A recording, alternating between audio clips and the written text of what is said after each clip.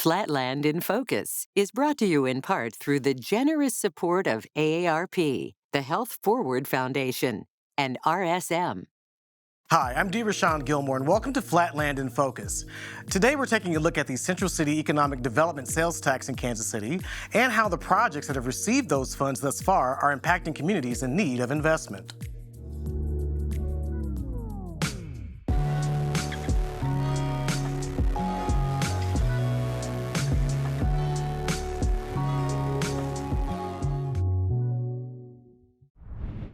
Since voters approved the 1/8 cent sales tax back in 2017, more than $53 million have been allocated to nearly 40 projects that aim to revitalize the Central City, an area that has historically been disinvested and redlined.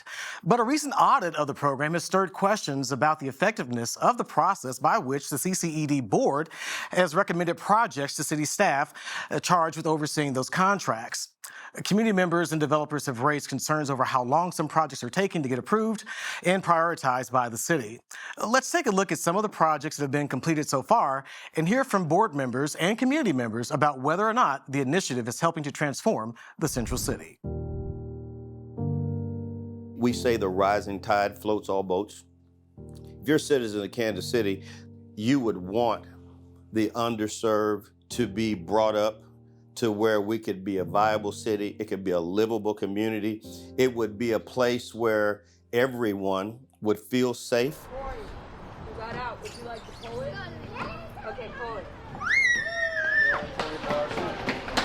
So, Sheriff Department.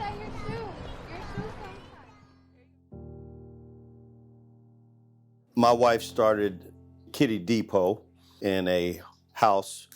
We'd signed a lease to a 3,000 square foot building which is right up the street here. Then after 5 years, rents more than doubled. We had to pack up. So I'm gonna get out here and we're gonna build our own. And I had no idea how I was gonna do that. The banks tell you they want 20% until they understand you're gonna build a multi-million-dollar facility in a blighted neighborhood, blighted surroundings, and household incomes at that time, which were less than $30,000 a year. Hard sale. We had no debt and were turned down for the loan by 6 banks. About that time, I learned of the Central City Economic Development Tax Fund, and we were fortunate enough to be awarded. I think I was the second project awarded in the first round. We were awarded financing predicated on receiving the $1 million grant from Kansas City. That was the caveat that made this development possible. And without that $1 million grant from the city, we wouldn't be here today. CCD, it's a sales tax that was approved by voters in Kansas City that allows for an incentive for economic development and a boundary in what's known as a Central City. Projects would be scored with an objective scorecard that had like a series of metrics that ranged from number of jobs created to number of housing units, if they were affordable, if it was a mixed-use project. We would take those things, score the proposals, and then make a series of recommendations based on the quality of those projects. It was the city's responsibility to determine which projects were going to be approved or not approved, and then do the whole contracting process and get money out the door. We were just a recommending body. I was proud to serve on it because it's so important, and this needs to be successful. The community really needs it. But it was really hard. There was a common complaint from developers and community members as well that they had a really hard time getting a hold of people at the city or getting responsive, timely answers to things. Sometimes we ourselves would try and get a hold of city staff to say, hey, what's going on? What made this worse was that this was during COVID, especially in the aftermath where you had this massive inflation on building materials and labor costs. And these delays, ended up really threatening the viability of a lot of these projects. These type of calls and these answers and stuff, that should be something that you're talking to like an executive director about, for the program, not me. You would think it would be the opposite, where it'd be, the easiest, most seamless process when you're doing it in an area of town that needs it the most. But unfortunately, it was the opposite. When we in the community got behind this initiative to actually tax ourselves because of the lack of equitable investments east of Truce. What we wanted the city to do was to set up an operation for the CCED with staff in the community outside of the walls of City Hall. The mayor has turned a deaf ear to those requests. And so, it's just an unfortunate situation as we consistently find ourselves in when it comes to investing in our communities with the greatest need that are most highly populated by people of color. The mayor appointing people to fill vacancies hasn't been done. Contracts are still waiting by the wayside to get processed. There are several people that got approved that they've taken the money back from. That's not anything that has to do with CCED board or anything. That's the process. And that's where I think people in the community are falling victim to the process. I think the concept of it was good. It could have been successful, and it still could be. The Linwood Shopping Center looks great. It's been redeveloped. Emmanuel Child Development Center. Finally, Kelvin Simmons project over on 1900 Vine. I think those projects have been successful. That's your money shot. This is one of the largest private development projects in the 18th and Vine area in modern day history. To do projects of this scale and of this magnitude, CCED alone doesn't do it. But if you don't have CCED, the conversation doesn't begin with investors and people that might want to do a project like this. They want to be able to see that their return on their investment is going to be equal to, if not better. But the reality is when you're doing projects on the east side, the market still does things that we don't control. Financial institutions, for one. Number two, appraisals. Number three, the environmental issues that we face. All of those things take place on the east side. Not saying that it doesn't happen on the west side, but I can tell you when it comes to return on investment and it comes to evaluations, they're different. In some cases, we're trying to eradicate blight. In other communities, you're trying to give an amenity and you're trying to advance a community with some things that are really nice. There's a difference there. Is it big enough? No. Are we hoping that it would be reauthorized? Yes.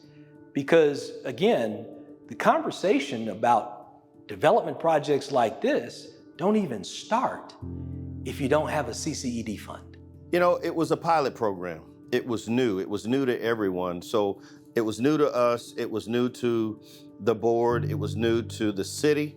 But the benchmarks that it has been able to achieve far outweighs the lack thereof. Better than 40% of child care facilities closed as a result of the pandemic. What that did, it left the heavy lifting to those that were able to survive. Child care is another essential part of our economy. It creates sustainability for employers.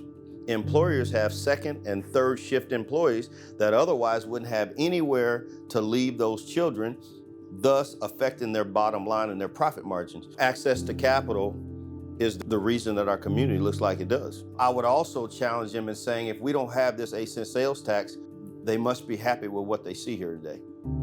Those are all good projects. Our vision was for transformative, impactful development, which means we would not have these little development over here and then a little something over here. And we told the community, we're going to take this tax burden and you're going to see a difference in the quality of your life. We're going to see economic development in your community. We're going to have affordable housing. We're going to have retail. We're going to have recreational spaces and safe places for our children to play and gather. And we can't back that up. So I won't go to the voters asking for a renewal unless something significant changes between now and the time that the tax expires. I think that the tax has done a lot of good. I really do. I think that there are some of the projects that are, under construction now that have finished are really important, transformational projects in the areas they sit. But the city's got to do a lot better with it. It's one of the few things that exists to make sure that you can get something in the central city that you can't get at 12th and Broadway instead. All right, welcome back for the discussion portion of today's program. And with me around the table, we have Ken Bacchus, who is the president of Urban Initiatives Group and the treasurer of the CCED board. Kelvin Simmons, co-developer and co-owner of 19 Vine Development Project. Bishop James Tyndall Sr., of the Urban Summit, president and founder. Thank you, Bishop Tyndall, for being here with us. And then Dr. Vernon Howard, president of the Southern Christian Leadership Conference of Greater Kansas City. And I am so privileged to also welcome our only elected official at the table today, Melissa Robinson, 3rd District Councilwoman. And, sort of before we get into today's discussion, we asked for some the city staff to be present. They were either unavailable or did not get back to us, but we're glad to have you as elected official to be able to speak on behalf of the city. And I just want to do a little bit of a level set, if I can, and particularly with Bishop Tyndall and Dr. Howard, because you two were both very instrumental in seeing this dream be realized. And so I just kind of wonder, from your perspective, do you feel like the CCED is meeting the intent that you had for it? No. No, okay. That's a very firm no. You care to say why or in what ways? We had a dream of rebuilding the inner city. We asked for the tax to have a place, a building within the inner city, a executive director, and a staff. None of those things have happened. I think what Bishop is referring to is the ability for us as a community to create something and establish something that is long-term, that will be an effective investment tool that will counter the disinvestment, the social subjugation, the economic withdrawal that has taken place within the areas of concern. And what we see is, without these structural apparatus pieces in place, then what happens is we lose the capacity to be a long-term, sustainable, viable investment tool for the change of the system and the structure. And so if we do these things, we are beyond the individual granting of funds for projects that are good. However, we lose the opportunity to have systemic and structural change because there is no relocation of the apparatus within the urban core, within the inner city, where most poor, underemployed, unemployed, struggling, suffering Black and brown people live. So let's talk about that for just a moment, because the CCED is a sales tax that was approved for a 10-year period, and we've got about 4 years left on that. So that was back in 2017. I just wonder if you have a take on why that apparatus, the infrastructure to make it really be successful, was not or is not in place. It always started with a level of bureaucratic challenges. Our city staff have never really felt very warm and fuzzy about this idea.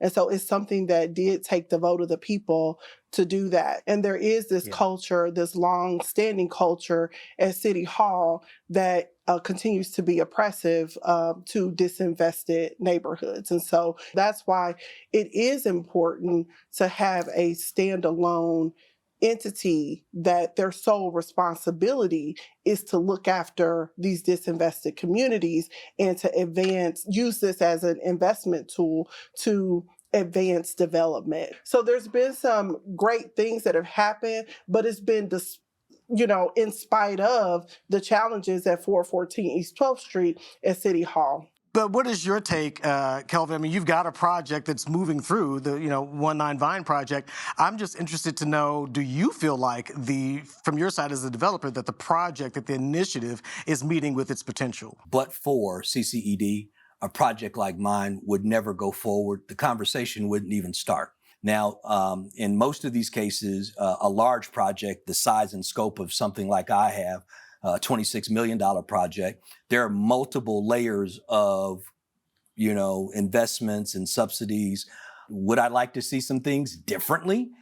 Yeah, I would. Speak to those. Tell our audience what those things are that could be improvements to the process. So a private developer that's allowed to get additional investment, higher investment, and other things like that. If we could do it all over again, instead of getting a grant, I'd probably have a low interest loan. Gotcha. Where you've got some entities out there that have low interest loan, like MHDC and things like that, that could be forgivable over a period of time.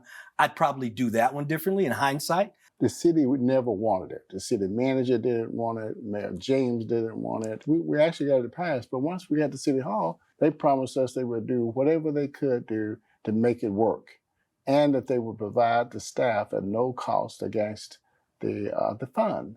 And how is that working out? Because that seems to be that the issue, the word that Dr. Howard used was apparatus, that infrastructure that should be supporting it. The people at City Hall that are in housing and community development 3.5 or 4 years ago, they're gone.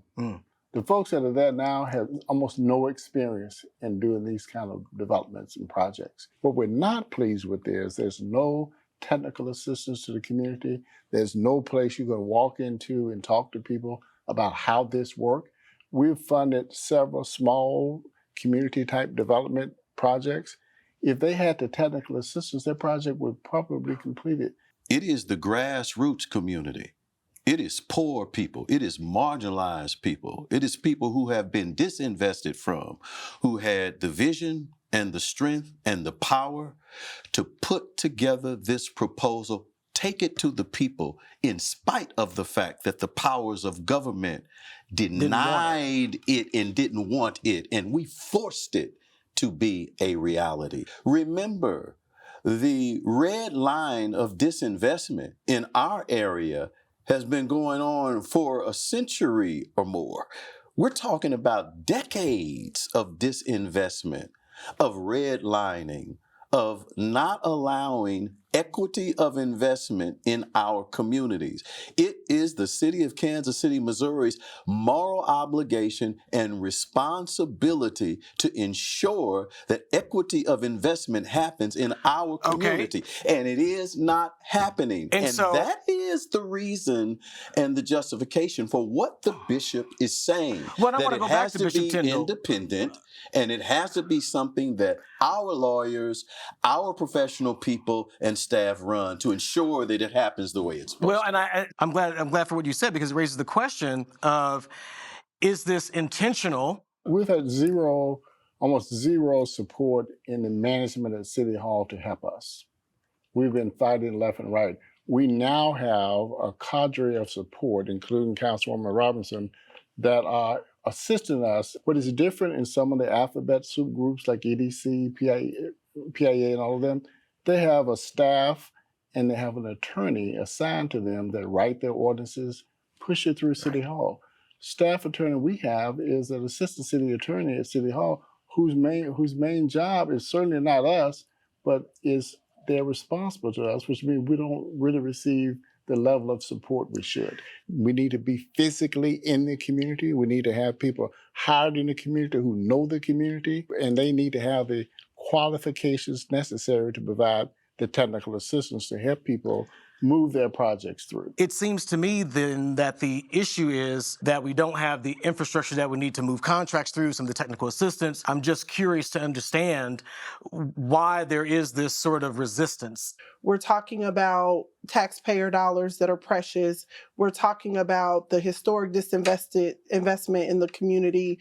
We're talking about some great projects that have happened that have transformed our community, including a 24-hour daycare center that helped to make sure people could go to work. And in the backdrop, I'm thinking about a $270 million deck over I-670 that was funded just like that.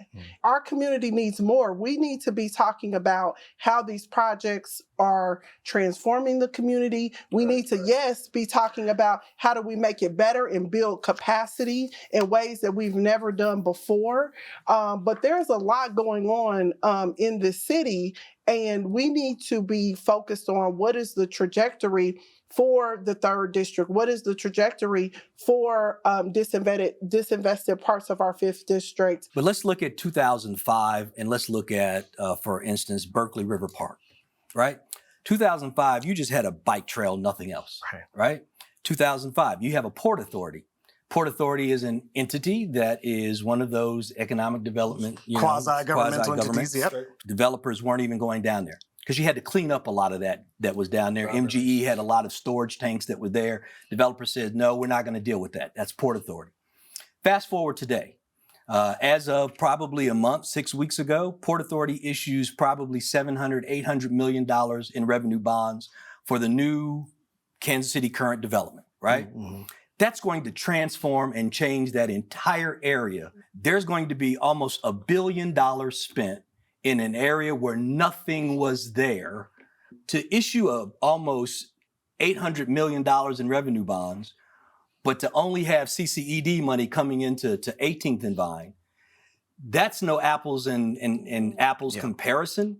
But when the city really wants to do something and wants to move, you can. I think that's the bigger point here. If there were, a serious interest in making sure that it could be supported and could really thrive, and we see the promise of CCED realized, well, you put support behind that. I think that for a lot of folk on the east side, and that's the area of the community that I come from, very proudly so, and I know that for many years, there's sort of this collective zeitgeist that many of us share in that feels like, was this the moonshot for East Side development? I think what a lot of people fear is that with the renewal coming up and not seeing things move fast enough, that there won't even be the energy to get the renewal through in just 4 years. And of course, campaigning around that has got to start sooner than later. And so I just, first to you, Ken Bachus, and then Councilwoman. Today, the commission has recommended $53 million in projects,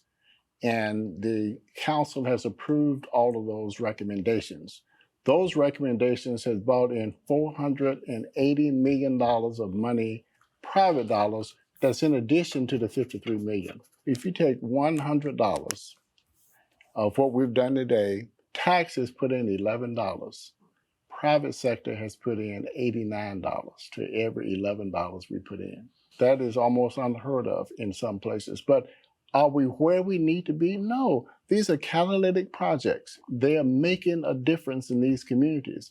They are making some changes, but they're not necessarily as quick as they should be.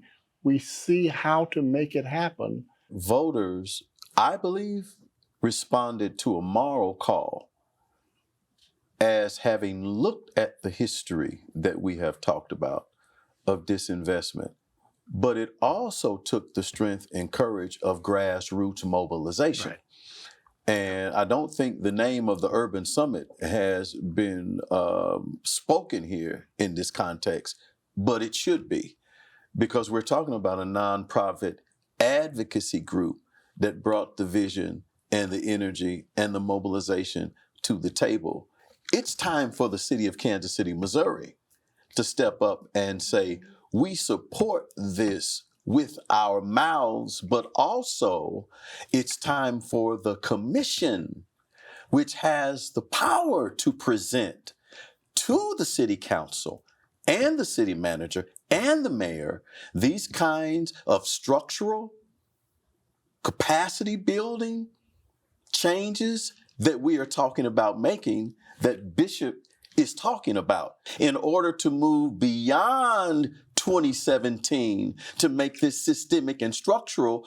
It is easy to say it wasn't done. It's very difficult to say, commissioners, why was it not done? We need to make certain that the mayor and the city manager is on board with it as well. We believe we're moving down that pathway. As I mentioned, some of the 10 projects that were proposed, recommended back in March, that the council heard in May, 3 or 4 of those already have contracts. This is just, as of 2 weeks ago. If you can get 4 contracts out, how come you can't get an executive director or a building or a staff? That's crazy. No, what I'm saying, it doesn't make sense. We have been working on getting independent out in the community, offices and staff.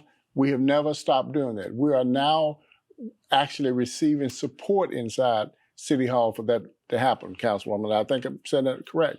Now, the administrative part of all of these projects, even if it's EDC, their projects have to come through council as well through ordinances. But the difference is they have the staff, and they have the legal people. We have none of that. The community, led by the Urban Summit, with the help of SCLC, NAACP, Urban League, and a host of grassroots organizations, were advocating for that to be the first thing that happens. Why? Because the infrastructure is there to make this long-term and sustainable. It sounds like the bridge between where we are and where we want to be is not quite as long as it might seem. And to your point, Mr. Bacchus, it seems like a lot of that effort is moving that way. But I think it's one of momentum. Councilman, we'll give you the last word, and then we'll wrap. There is a new city council that's been seated, and so to the points earlier, I think that there is more receptivity. We're very hopeful that we'll be able to turn the tide, and that we're also hopeful that the voters of Kansas City will have confidence to understand the importance of this investment and continuing. Well, that's where we wrap up today's conversation for this episode of Flatland in Focus. You've been hearing from Treasurer of the CCED Board, Ken Bacchus, co-owner of the 1-9 Development Project, Kelvin Simmons, Bishop James Tindall Sr., President and founder of the Urban Summit. And thank you for your leadership on this issue, Bishop Tindall, and Dr. Vernon Howard, President of the SCLC of Greater Kansas City. 3rd District Councilwoman Melissa Robinson, thank you as always for being a guest on the show with us. And be sure to check out the rest of our reporting on the CCED sales tax at flatlandkc.org. You can also join us on Instagram at flatlandkc to join our live stream discussion. Ask all of your questions on this topic. We would love to have you. I'm DeRashawn Gilmore, and this has been Flatland in Focus. As always, thank you for the pleasure of your time. Flatland in Focus is brought to you in part through the generous support of AARP, the Health Forward Foundation, and RSM,